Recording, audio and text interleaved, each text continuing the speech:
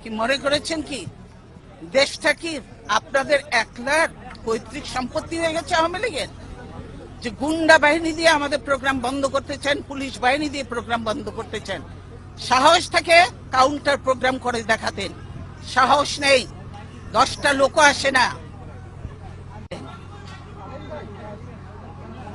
আপনি কি এখন মুখটা বন্ধ কেন? এই যে মহিলা, আপনার মুখটা এখন বন্ধ কেন বলেন তো? কি বলছিলেন এতক্ষণ ধরে? মুখটা বন্ধ কেন এখন? দেশ কোথায়? গোপালী?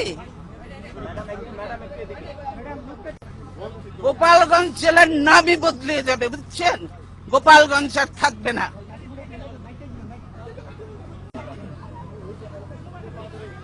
কি আপনাদের মেয়েরা তো ঝগড়া করে কেন? এই মেয়েরা চুপ করো। কয়দিনের চাকরি হয়েছে যে এত কথা বলো?